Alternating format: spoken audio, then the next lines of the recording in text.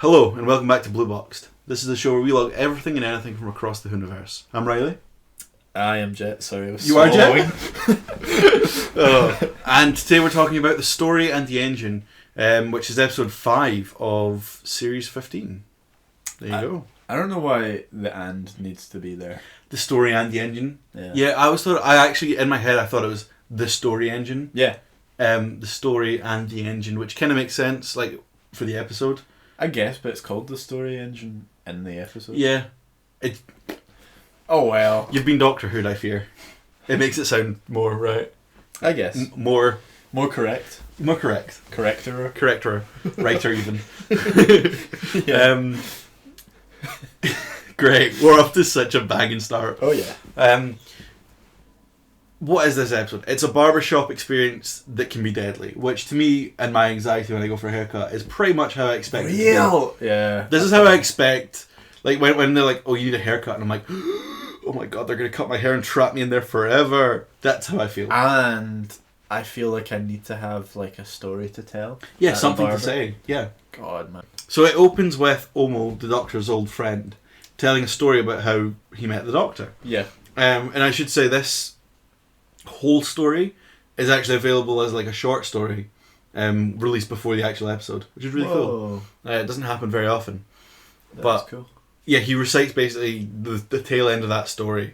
And the second he does, there's this green light that goes off and it's ding! Yeah. And I think it's really cool. Like, there's obviously something sinister going on. Yeah. Just the core concept, as it is, of a barbershop where you have to tell stories to stay alive and to keep it going. Dog, I would not survive. I would just start making shit up. Yeah, real. I mean, the Doctor... No, he doesn't, but like... No. Has become shit. To be fair, he only has like one proper story, which annoyed me to no end, actually. I would have liked to have seen him tell a story from his perspective as his Doctor, the 15th Doctor. True. Like, to tell a story as from him. Yeah. But what we got from him is actually really, really heartwarming. But then also, I guess he already does tell his story before we even get there. Yeah, kind of. Right at the start, yeah. Which is a really, really nice scene for the Doctor and Belinda. That's true.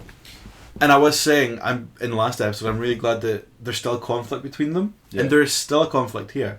The Doctor jumps out, he's like, haha. And Belinda's like... But then he explains it, and immediately she's like, oh, you're like... You have feelings too. Yeah. You are a person as well as this kidnapper. Yeah. I can't remember what she says, but she's like, oh, that's the most human thing you've said. I was like, yeah. Do you know, actually, yeah. It's probably true. I really like the characterization of him. Also, I love the fact that the Doctor's like, I'm going to Stockholm you, baby. Yeah. Like, he is absolute hardcore Stockholming Belinda. Oh, absolutely. But it's also kind of cool because I really like Belinda. Yeah, true. But yeah, it's a great opening scene and I think it's so sweet. And it gives, like, Shooty something. I don't think he's ever had this sort of characterization. The closest we've got is Boom. True. And even then, he's just a 12 clone, as opposed to, like, his own... Yeah. Excuse me.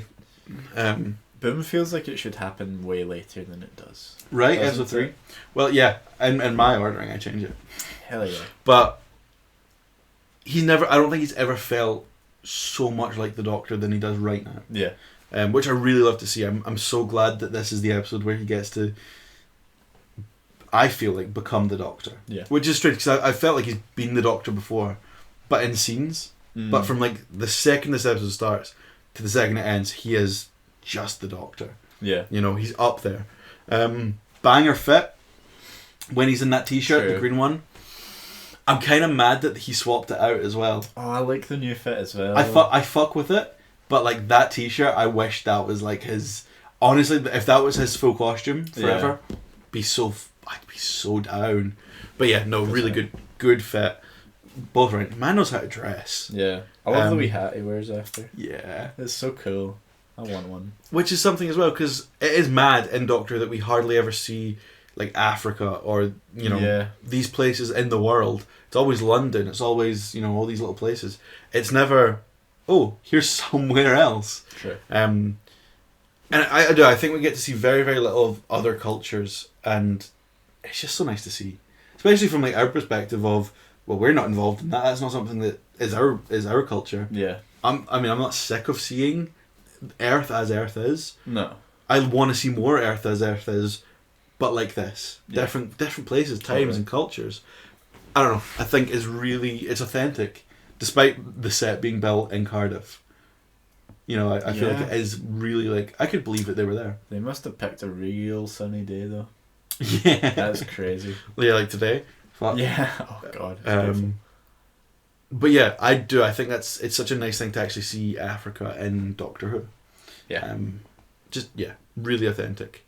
And there's a scene later on. So obviously the Doctor, he's jumping, he's full of life. He's like walking around this street, and he's like, "Hey!" And it's so like joyous. Like it's such a joyous scene. And later on, Belinda's navigating that same street, and she's stumbling, she's struggling, she can't get through. She's trying to find the Doctor, and she can't do it. Yeah. And I think that's a really, really good parallel for the rest of this episode, and for black people in general, where it's like you can walk the same streets, but everybody's experiences are so much different. Totally. And I think that really works here. I think that's really, really effective, and I don't know, I just really love it. I think I should say there's no narrative to this episode of Blueboxd. I love this episode. Like straight up, like it's just I don't know, I had so much fun. It is cool. Yeah. All the characters are great as well. I don't feel like there was one that I really didn't.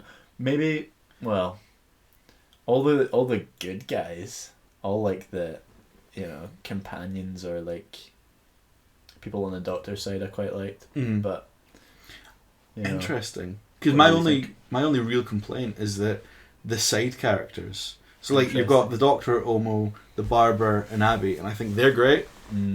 The actual 4 side characters that are there, couldn't care less. Don't get me wrong, they're rightfully upset and they're rightfully pissed. But there's one guy who's just like a dick for no reason, and then he never goes back at the end and says thank you, Doctor, for helping.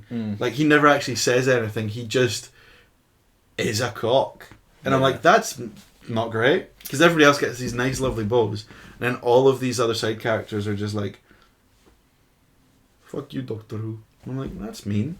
He's Doctor Who. He also helped, and you'd still be in this barbershop without him. So shut fuck up. That's true. I mean, I don't know, I liked them. I thought they were cool. I actually didn't really fuck with like the 2 baddies as much. Ooh, interesting. Yeah.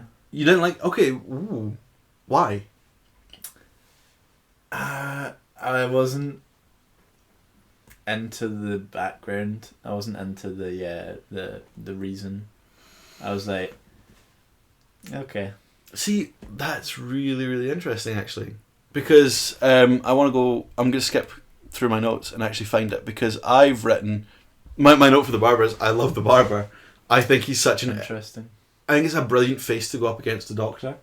Like, if you said that was the Master, I would have been okay with that. Yeah. Like, the gravity that he had in his scenes, especially towards the beginning, I was like, like, you're obviously a something, and you're the Barber, not, not John. You are the Barber, you've got a title. I don't know, I think my main issue, and I get it's not the same, but they kind of were like, the gods. This is, and I was like, oh, fucking stop. Why does it all need to be the gods? It's not good. It's shit. It's the god shit. Like, it's not sci-fi. Beyond that, it's just losing me. Yeah. Right, because like I've said this before with Matt. Back in the day when I wanted to do like a Doctor Who fan series or whatever, or my fan fiction, whatever the fuck it was, I'd sit there and I'd be like, man, I'm putting the Eternals in Doctor Who. I'm putting the gods back in there. We're doing the Pantheon of Discord. And I understand why I did that. It sounds cool. It should be cool. It isn't. Nah. Because it's too much. Because it strays too much from Doctor Who. And the god shit in this season specifically, it's losing me. Like, I don't know what to tie into. Same with Mrs. Flood. One episode she's freeing Conrad from jail. The next episode she's meeting Ruby and getting pills. Yeah. Like at the hotel. Like, I do not understand what the fuck I'm meant to care about here. Yeah. What I'm latching onto. What am I meant to care about? It's the same with the gods. Like, the reason that I like the Barber is because he's a false god. Yeah. Because he's not a god. Yeah, that is interesting, and I like that they call him out on that as well. Yeah, I love it. That scene, like where he's telling them, I am a Nazi, I am Dionysus, I am all these, I'm Loki, and then the Doctor just goes, "What the fuck are you talking about, fam?" Yeah. That fucking, I love that. I love that from Doctor Who. I've killed so many gods now. Like, fucking Brit. What are you talking about? Who the fuck are you even, mate? But that's interesting because... What the hell is even that? What the hell even is that, man? What are you even... Oh. But, like... I don't know. It's so interesting because at the end of the day, he's a false god who is just a creative, who is overworked and underappreciated. Totally. And done dirty by the gods. But then who are the gods? And I think my confusion from this episode is stemming from, what are the gods? Yeah, who are the gods? What is the pantheon? When you think Yeah. about it, is this related to the pantheon of gods? So, what makes a god a member of the pantheon of gods? Is so Lux is a member of the pantheon. Jinx Monsoon's Maestro was. The Toymaker was. In some reason in my head, I have the pantheon of Discord being 12. I don't think that's right. If this episode's anything to go by. But what makes a pantheon? What makes that god a god? And this is where I'm getting confused because, like, was Loki a pantheon god, or was he just a god from mythology that was real? Is he a real god? What is a god in Doctor Who? Because also the Doctor's like, no, you can't do this. Humans need their gods. Yeah. It's like, but what are if the gods are like fucking made up? Then who? And this guy's making them up. Yeah. Or this guy has made them up. Then why the fuck is there real gods and they're not worshipped by anyone, are they? Yeah, well, nobody's fucking worshipping Lux. So then what the fuck is a god? Like, genuinely, there's no clarification here. It's not like they're aliens. They're not aliens. Nope. They're beings beyond... beyond the universe. So it's like, what the fuck are they? You can't sci-fi explain that away. Yeah, because you didn't want to. Or because you could have done that. You could have done that in the right at the beginning. Yeah. But they didn't. Like, the Toymaker wasn't ever a god. Neither was Sutek. And the Toymaker works because he's a celestial being. Fuck with that. Yeah. And do not fuck with a god. Yeah. There's a difference there. Because a god also implies that you are getting worshipped. Yeah. Which he's not. And, like, I suppose the Doctor talks about it in this episode as the humans need their gods. So, like, Loki, for instance. Yeah. That's only a human god. Yeah. But Maestro isn't just a human god. Maestro is a god of the universe. Yeah. Who can go to a different planet, but happens to so choose to go to Earth and be a cunt. Yeah. Which is another thing, because I'm like, what, if there's so many gods, why are they all dicks? Also, do you know... It annoys me because back when they were like... The Toymaker was like, yeah, I'm a god. And my fucking whatever. My legions are... Yeah. I was like, shit, okay, he's a god. He's being worshipped by many cultures and stuff. Yeah. They're going to go up against the Doctor. That would have been way better than... Here's another god, and here's another god, and here's another god. It's like, I want to see these aliens who worship this guy, and this other like set of aliens who worship. Yeah, but they like all worship him like differently, because different cultures have different interpretations of things. Like, that would have been such an interesting thing to develop, especially when you're talking about gods. Cause, I mean, you go the Greeks and like the Romans, those gods are the same. They have different names though. Yeah, but they're like the exact same fucking thing. It's like, well, surely you could do that. Yeah, do that. I think as well, and like, listen, I'm just ranting about the season arc. This has nothing to do with the episode itself. The take of the false god of the barber just being this underworked creative is fucking brilliant. I really, really adore that. Especially in a season where the gods don't make sense. Yeah. But my problem with the gods, outer-wise, if there is a pantheon, right? Say there's... And everybody in the first season was like, he is coming, the one who waits. This is your big god, and it's Sutek, the god of death. That's your big god. Yeah. That's the one at the head of the table who's like, he's your god. And you're telling me that he was defeated in your first season with a fucking leash? Like, to me, that really upsets me, because you can't go higher than death. right? Like where do you go from there? Genuinely, and like this season, we don't know. Yeah. There's no way that you do it. I mean, I've heard theories, mm-hmm. and I'm like, but why? I've heard the God of Life theory, which is the Doctor. The Doctor, because he says, yeah, but he also like preserves life at any cost, whatever, and also. They're trying to tie it back to the Timeless Child, being like, well, the Doctor's not from Gallifrey. Are they a god themselves? That the God of Life, they regenerate and bring life. Interesting. Which is interesting, but then I'm also like, why are we trying to tie it back to the Timeless Child? I don't want that. Like, stop. Just make the Doctor a Time Lord. Just do it. That's fine. Yeah, that's fine. Enough. That's enough. I don't want the Doctor to be a Time Lord, and then oh wait, no. They're a god, the God of Life. Well, that's the thing. Like, if this show is season 1, season 2, it's a reboot. Yeah. Don't get me wrong. Be tasteful. Do what New Who did with Classic Who, and just be like, "Hey, look, here's a fucking macra. Here's a monster. Here's a reference to a thing." Don't be like, if you're rebooting it, because that's what I wanted. I wanted a fresh fucking start. Yeah. Just because I was bogged down, especially with the Timeless Child and stuff. Yeah. To not do that, to have that as a promise, and then go. I think I'd be really upsetting, actually. Speaking of the Timeless Child, in this episode, we get the return of Joe Martin. We do, briefly. Thoughts? Don't understand it. Don't care. Yeah. I fear. So fair.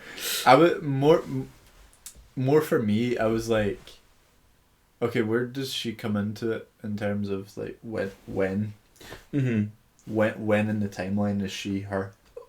She her. She her. See, when in the timeline is she/her? Well, beyond that, she the whole point of the Fugitive Doctor is the memories have been wiped from the Doctor's mind. So how the fuck is he going to remember?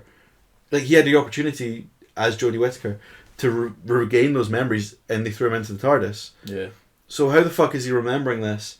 And it was such a cringe line. It was like, I was part of another story that might be finished someday, which pisses me off, right? Because give Paul McGann a series before you're giving Joe Martin a series. Yeah. And I'm only saying that because I want to see Paul McGann more than I want to see a Fugitive Doctor series. See, if they did it with Paul McGann, I would have crazy. That's the difference. So good. That's the difference, though, right? Because he's my favorite Doctor, so maybe I'm going to be biased. I am actively biased, but I don't care about the Fugitive Doctor as opposed to Paul McGann clearly is down for it. Is still the right fucking size and shape and looks great.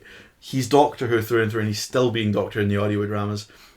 Give him a fucking shot. And there's so much to be explored with Paul McGann. Like, even still, yeah, absolutely. I don't know. Bugs the ever living fuck out. But they'll be like, yeah, but he had his time in the audio series. Really, guys? Like, yeah, please let the general public see Paul McGann as the Doctor. Genuinely. I'm not even mad that they're in this, like the Fugitive Doctor, because I like Joe Martin. I've been listening to the Big Finish. It's fine. It's not Big Finish's strongest, but it's fun. Yeah. It just feels odd, and it kind of just felt a little bit like, I understand why it's here, but if that's the promise of we're making a show or we're doing something with the Fugitive Doctor, fine. Yeah. But it's not what I would go to immediately. Like, given the option of, here's a spin-off that we can do. First of all, it'd be an 8th Doctor series. Yeah. It'd be a unit series. Or it would be a series set on one of the planets that we've seen before. Mm-hmm. And the Doctor periodically pops in and out, or a companion stays. Like, to me, what I would ideally do is have a companion from this different planet. Yeah. Or this Earth colony in the future, whatever. So at least you can skip past all the guff, and they're just like, oh, space travel's real, of course it is. Daleks, yeah, I've heard of them before. Cybermen, whatever. Like, you can skip, because all the audience is aware of these things. So skip past it. Go on, just forget it. But it also allows you to return to a different place, like Satellite 5, like, you know, all these different places, and I think that'd be really interesting to watch. Yeah. I would much prefer to spend an entire show on just a different planet and seeing how the Daleks affect it, or how these different Doctor Who monsters are affecting this colony. You know, fuck it, have a Slovene invasion or Zygon invasion. You know, do something fun, could totally be fun. It could. There's so many options. Yeah, You know, that's true. I would take that over a Fugitive Doctor series. Yeah, I'm not interested. Undercover Doctor? Who cares? Literally, undercover. Yeah, I hope so. Go away. Yeah. Undercover? Cool. Don't want to deal with it then. Like, there's just the... It's dumb. Like, Yeah. sure, there is an audio series. But if you're going to make them the Undercover Doctor, why are we then showing it? Yeah, why are we uncovering the Doctor? Yeah. Don't get me wrong. Again, nothing against Joe Martin. I do think if there was a series, I'd gladly watch it. I think it would be fine. But it's just sort of like, if that's where the effort and time is going, I would much rather something else. Yeah. At the end of the day. But yeah. My like thinking of it was that if they were gonna do the Fugitive Doctor, it would have been after Shooty, Mm-hmm. and it would only be like specials. Yeah, that I would fuck with actually. Yeah. I would really fuck with it as if it was not a series, but special. Absolutely, yeah. Like how they did with David Tennant. Yeah. Do you know what? Obviously, there's no Christmas special this year confirmed. Mm. If they were to do like a couple specials with Joe Martin, Yeah. or a Christmas special with Joe, I take it back, folks. That actually sounds really, really cool. Yeah, just. I'd be really okay with that. Yeah. I think I'd be really fucking sick. But not the That's exciting. not their own series. Yeah. It doesn't, because it's undercover, right? It doesn't actually need to be that like long. It doesn't need to be that crazy an adventure. It just needs to be, here's the Fugitive Doctor. This is why they're undercover. Yeah. Here's like a few Here's a episodes story. on that. And then how are we gonna tie this into her meeting Jodie? That's it. That's all you need. Dog. Do you know what, actually? Guys, as much as I just ragged on it, kinda sick. But that's like 4 episodes, right? Yeah, that's like 3 specials. You could absolutely do like Yeah. 3-hour-long specials like they did. Yeah. Be really cool with that, actually. Fuck. Well done. That was good. Thank Thank you. you. Thank you for that. Thank you. Thank you. This episode, though, where were we? We kind of have just dived around it, to be honest. Well, the thing is, because it's a good episode, I don't have as much to say. I think there was something that I didn't like. The way that it was framed. So obviously, Omo doesn't trick the Doctor into coming in, but it's framed as if he is. Yeah. So like the Doctor is the Doctor. He's well known. Omo tells a story at the start where he's like, the Doctor comes in and he saved my life in my village, my town. Yeah. He's obviously this hero, this protector. He's Doctor Who, Yeah. the god of life. We know this of the Doctor, and the Doctor knows this of himself. So he comes in at the barber shop and Omo's like, yo, we need your help. But it's not framed like that. It's framed as if, haha, the Doctor's here, you can let us go now. Which is interesting, because if the Omo would just went, Doctor, we need your help, we're stuck, we can't get out, Yeah. we need to tell stories. I think that's a really strange framing of what is essentially just a really fine thing to do, to rely on the Doctor to be like, listen, I need help. Because he gives this amazing story of how it's a safe place for him, and I really love that. I love that as a Yeah. motivation. And I like his outburst. His outburst, when it's framed like that, is fine. Yeah. But I'm just like, that entire outburst is like low-key unnecessary. Shit, do you know the Doctor doesn't cry in this episode? Does he not? Nope. I feel like he does. I don't believe he does. I feel like he does. No, he does. He does. Because he's having his outburst at Omo. I don't And he says, don't talk to me. And he has like one of his little tears run down his eyes. No way. Yeah. The only episode in his entire run that he hasn't cried in is Lucky Day and 73 Yards. Because he's not fucking in them. Yeah, that's crazy. Mad. Does he cry in the well? Yes. Oh shit, yeah. Yeah. Yeah, it does. That's crazy. That's I so was annoying. so sad. I was like, shit. Because I realised that he is the most... Stable. Yeah. I realised the most the Doctor in this episode. Yes. But, yeah. Oh well. Is what it is. Yeah. But yeah, I like the episode. I did enjoy it. My only thing really is like, this episode, if it was any other Doctor other than Jodie, this episode's just like, oh, this also happened. And then the rest of the season is fucking banger. you know. Mm-hmm. Like, this is just like, oh, okay, that's cool. Like, little palate cleanser episode.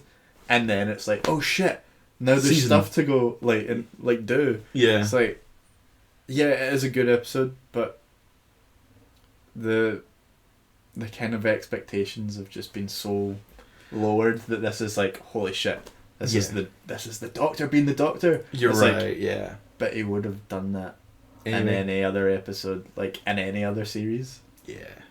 I think that's a really good point, actually, because I've said this before, because we're treated with episodes that are a wee bit...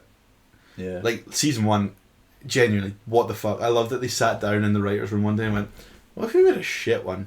And then they made it. They went, what if we made a shit one? Someone went, nah, we've already done that. And they go, yeah, but it'll be better this time. Because It'll be shitter. It'll be shitter. But, like, it's just mad, because this season was also filmed at the same time. They always had the ability to make a good show. Yeah. And I don't think this is perfect. I think every episode I've had an issue with. Maybe I'm just a dick. But maybe I'm just cynical. I don't know. But, like, I've not thought they were perfect 10 out of 10 episodes. Any of them. Yeah. But it's the most fun I've had with Doctor Who since Series 10. You know? Like, properly since Series 10. I loved Flux. Yeah. Had good fun with Flux. But this is the most fun that I've had with Doctor Who. Just consistently. Like, in a row. Going, hey, look, Doctor Who. Like, even, like, Robot Revolution, into Lux, into The Well, into Lucky Day. You've got a good run. I think most of it is editing. Yes, yeah.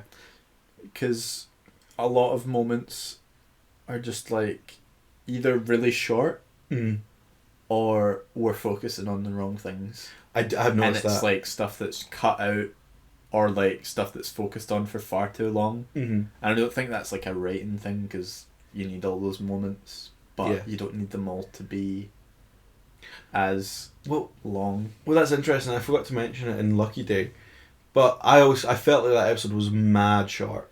Like, like, because I was getting to it, twist, and then immediately he's breaking into unit, and I'm like, what's happened here? Yeah. It needed the extra scenes in between. But I've seen on The Unleashed, they filmed, obviously deleted scenes, but they filmed a scene with Conrad meeting Ruby's parents. Oh, shit. I'm like, shit like that is what the show needs. That adds an extra layer like, to things as well. Why would you cut that out? What is the possible reasoning other than, we wanted to make it a little bit shorter? Because I think you lose a lot, and I've been losing a lot. This is the first episode that I felt is properly just paced. Like, I sat there, because it's so much dialogue, good, non-derogatory, it's good. Like, they're sitting, they're telling these stories really effectively, and it's all these really gripping performances, and I'm like, wow, this is going, and I'm like, where is it going? How are we doing this? And it's like 40 minutes, and I'm like, oh no, I don't want this to end. This is going good. I'm really enjoying this. Yeah. And it does. It ends. They go to the, like, stuff happens, and they go at the center of this maze. You do get a really nice. Sorry, skipping ahead. Completely forgot. You also have the barber's friend, Abby, who's a daughter of Anansi. Okay. Once again, what are the gods? How do you work? Are you important? Yeah, I think that's also why it felt flat with the fugitive Doctor coming in that moment, because I was like, I don't care about this character. You're the assistant, kind of an arse. You've not had really anything to do. Yeah.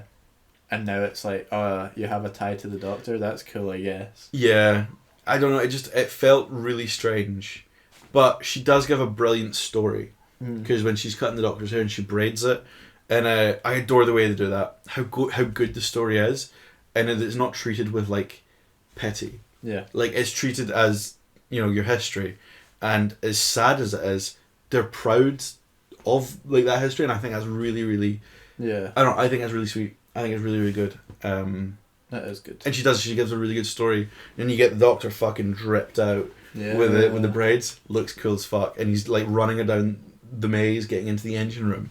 So that's the stuff that happens. The one thing I don't like about the braid thing is when he's doing the thing, it's the one braid that he's like... Yeah, he's checking every time. I'm like, dog.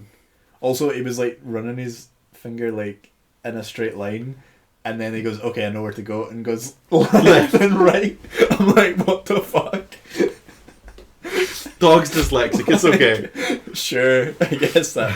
Maybe it is like that. I don't know. Maybe there is like an actual thing, and I'm just missing it. But yeah, but they get to the brain room or the story room. Yeah, great set. The tree opens up and there's a big brain of stories. Great. Yeah. Also, never talked about it, but the spider on the web, the World Wide Web. Yeah, it looks cool. Cool as fuck. It looks really cool. That line is ridiculous though. It was called the World Wide Web, but you named it something far nastier. No, I loved that. I was like, fuck off. That was a great joke. I'm having that. But it wasn't framed as a joke. Like, it was funny, but I was like, come on. Yeah. I think the finale of this episode is a bit strange. I like it. I think it's warranted, especially in a story about stories. Yeah. I think it makes sense that the Doctor hooked himself up and was like, let's put some BBC iPlayer on, let's fucking watch Doctor Who. Yeah. And don't get me wrong, we've had clip shows before with Shooty, we've had moments where he's just been like, look at me, this is my past. And don't get me wrong, it's nostalgia bait, it's dopamine, it's just like boom boom. But I fuck with it. We got a McGann cameo. We do. But beyond that, I think it fits. I think the music, the Doctor's just been like, yeah, fuck it, we're gonna overload it. Like it is predictable. It's not the most groundbreaking like way to get out of your situation. It's true. But I really do like it, and the Doctor and Shooty really sells it. Yeah, the only thing I was thinking during that scene though, other than this is really fucking cool, look at this, was where the fuck did the TVs come from? Yeah, they were just kind of like hidden in there. Why are the TVs in the story room? Are they TVs or are they like the mural, like the barbershop mural thing with the animation? Because I thought that was sick. If it was that would be so good. Yeah. But it was like TVs. If it was all panels and then they start like playing on the walls, that would have been sick, so cool. But yeah. Yeah, that was a really cool moment though. I liked seeing everyone. Even Jodie had a line. I was like, yo. Well, his story as well, Shooty's story where he's like, I'm born, I die, I'm born. Fucking sick. Like, so that's so Doctor Who. And then he actually tries to save the barber. Which, you know, in another episode of Doctor Who, that wouldn't have been the case. Yeah. And he would have just been like... But he does, and he's like, what is your 6-letter story? Your 6-word story?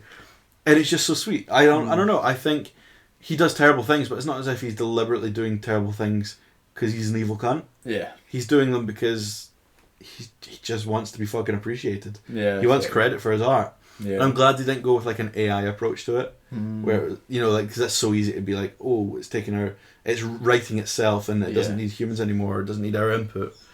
They didn't do that, and I'm so glad they didn't. Yeah, totally. But yeah, because then it would have felt like an AI story. Yeah, like a lot of the episodes do. But I think it's a solid resolution.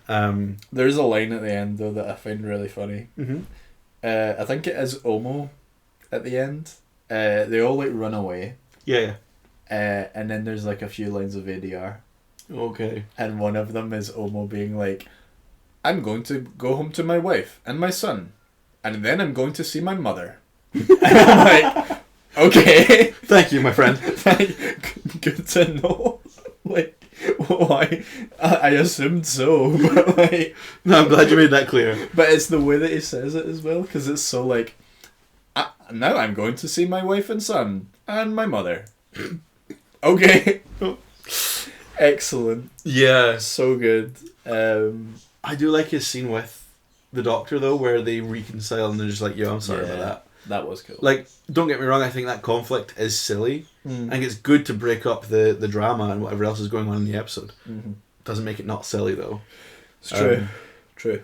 But yeah, no, I like it. I like, again, the side characters sucked because they didn't even say thank you. They literally just left. Like, they ran away. They're like, I'm gonna go. I'm like, okay, cool. But hello? You could say hello, thank you to the Doctor. Especially for being when you were a dick. Yeah, that's true. That's true. But other than that, I genuinely have nothing else to say. I think it wraps up really nicely. It does. Where does the end go? What happens at the very end? The barber gets Omo's shop. the doctor gives him another chance and says, "I'm going to be back, and I want a haircut from you." And what happens with the God Lady? No, because she just leaves, and I like she that. does just leave. She forgives him, but doesn't absolve him. Yeah, like she leaves, and I think that's cool. I was meaning with Belinda and the Doctor. Did they not just walk off? Yeah, I feel like there isn't a moment at the end, but that feels like we should be going, okay, get me home now. I feel like they maybe have something like that, actually. I can't remember, but I will say Captain Poppy from Space Babies, like the kid, like Belinda sees a kid. Remember? Oh yeah. What the fuck are you doing? Yeah. What? Hello? Space Very Babies, strange. No. Yeah. Oh, that is the moment at the end. That is the moment at the end. I'm really worried that we're having a banger season so far, and then it's going to be a Space Babies sequel finale. I'm going to be so heartbroken. Yeah. Actually fucking devastated if this is the case. I don't think it will be that. I think it will be... What if Captain Poppy's gone evil? They've got the bogeyman and a race of bogeymen. See if they make it that all of the fucking gods are just made from the... From the cum machine? Yeah. The snot machine? But like they're all like created by the nanny for the storytelling. Yeah. Jett, no. Jett, no! Jett, no! What have you done? You've made sense. It kind of goes hard. Which means Russell won't do it, but like... Yeah. but like, you've made sense. We should do some... Yeah, it should be something like that, but like, they won't do it. Oh no, but I'd still hate that so much. I would go, yeah, it'd be awful, but... Yeah, interesting. Fuck. Shit. They need to do something. Because it feels like not much has happened. There is literally nothing. The only thing that we know, like the hook for this season so far is get Belinda home, home is gone. That's the hook. That's a season. It is enough to run off of. Because then at the end of the season you can just be like, what the fuck happened? And throughout the episodes, like we've been getting, you've been like, where's the human race? Yeah. What's happened to the planet? Pisses me off that we saw Earth be destroyed first. I've said this before and it comes more relevant next episode. But why we shouldn't have seen Earth being destroyed. Yeah. They should have been bouncing off of Earth and being like, what the fuck's happening? Yeah. Leaving us with Belinda. And slowly as the episodes go over, we learn as well with them. And then obviously they're going to realise that the Earth is fucked. Yeah. We shouldn't know that beforehand. And it kind of bugs me now that we do. Like the more that I think about it. Yeah. Like there's... To immerse us, I don't understand why we know about this. It's meant to be like a Chekhov's gun type situation, isn't it? True, or I mean, as Russell says constantly, to generate content, which is what it's there for. But they're not. They're not doing that in the right way. They're not doing that in the right way. It's frustrating for me as well as a Doctor Who fan because I feel like these series, like series 1 and 2 of this, the full time I've just felt like, okay, I'm so excited for this to be over. And that sucks. Yeah. Like, it's getting good and I'm like, shit, hell yeah. But then I'm like, oh fuck, okay, we've got one more. Well, maybe not, but like, usually it's 3 series per Doctor. Yeah, exactly. So we've got one more. Well, and I'm like... We might not even have that. We might have the finale. Yeah. With Shooty. Because like, there's no guarantee that he's staying. There's no Christmas special. There's no guarantee that Shooty will be staying, and I'm going to be really genuinely...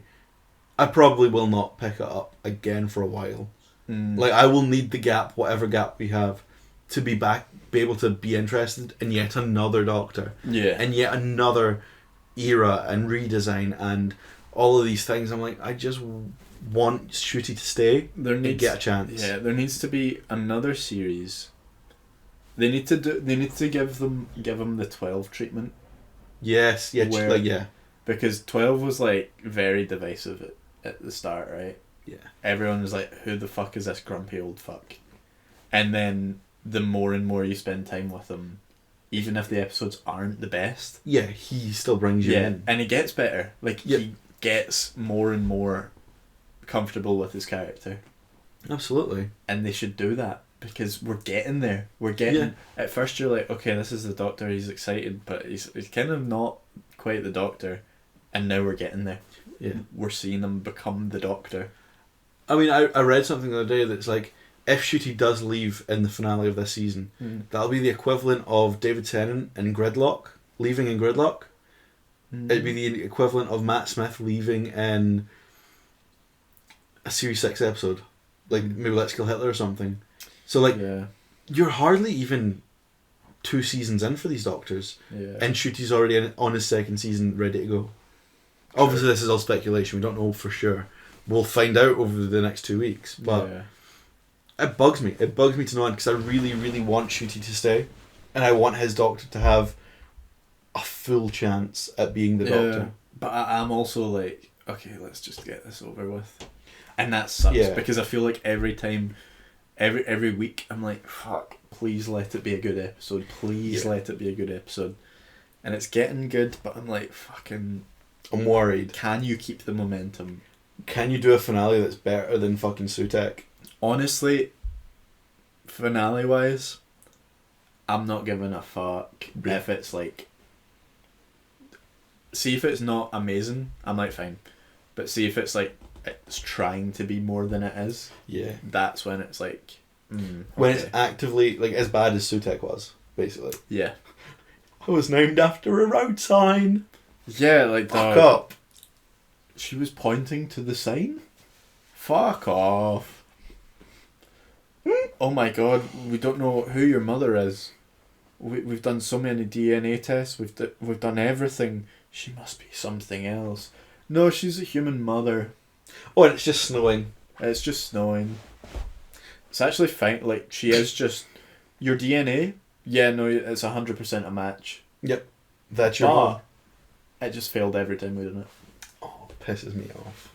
But, come on. But that's what we've maybe got to look forward to next season.